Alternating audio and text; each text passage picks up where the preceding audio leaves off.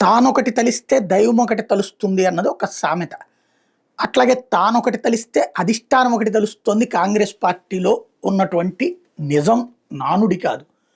రేవంత్ ముఖ్యమంత్రి పూర్తి స్వేచ్ఛ ఇస్తారంటే ఇవ్వరు. మధ్యలో రేవంత్‌ని ఇరకాటంలో పెట్టేందుకు పీసీసీ చీఫ్ గౌడ్‌ని పెట్టారు. అలా ఆయన్ని పాపం కన్విన్స్ చేసుకొని అడిగిన. ఈలోపు రేవంత్ అంటే కాస్త చికాకు పడే మంత్రుల్ని కొంతమందిని పెట్టుకొచ్చారు. వాళ్ళని కన్విన్స్ చేసుకున్నాడు రేవంత్ రెడ్డి. ఇప్పుడు మళ్ళీ కొత్తగా ముగ్గురు మంత్రులు. వాళ్ళ కన్విన్స్ రేవంత్ ఇష్టపడినటువంటి వాళ్ళు ఒకళ్ళుంటే మిగతా ఇద్దరిని అధిష్టానం డిసైడ్ చేసింది. ఓవరాల్‌గా అయితే బ్యాలెన్స్ చేస్తది కాంగ్రెస్ పార్టీ అధిష్టానం. అసంతృప్తి, సంతృప్తి అంటే ముఖ్యమంత్రికి పూర్తి స్వేచ్ఛ కాకుండా తనకి సంబంధించినటువంటి తనెవరికి చెప్తే వాళ్ళని కూడా పెట్టుకోవాల్సిందే అన్నటువంటి రూట్‌లోనే ఉంటుంది. ఇప్పుడు ఏదో వర్కింగ్ ప్రెసిడెంట్ పెడతారని, అలాగే మంత్రిత్వ శాఖలు ఇవ్వాలి. ఈవెన్ శాఖలు కూడా తనకిచ్చే అధికారం లేదు రేవంత్‌కి.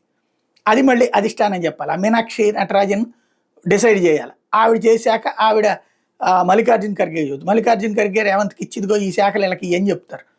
అట్లాగా ఇప్పుడు శాఖల కోసం కూడా 2 రోజుల పాటు ఢిల్లీ వెళ్ళి కూర్చోవాల్సి వచ్చింది. తన దగ్గర ఏమేమి శాఖలు ఉంచుకోవాలి, తన మంత్రుల నుంచి అంటే తన మాట వినే మంత్రుల దగ్గర శాఖలు అధిష్టానం ప్రపోజ్ చేసే లేదా తన మాట పెద్దగా వినని మంత్రులకి ఆ శాఖలు బలమైన శాఖలు లేకుండా చూసుకోవడం అనే పని కూడా చేసుకోవాలి. ఇది ఒక నిరంతర ప్రక్రియ పాపం తనకి.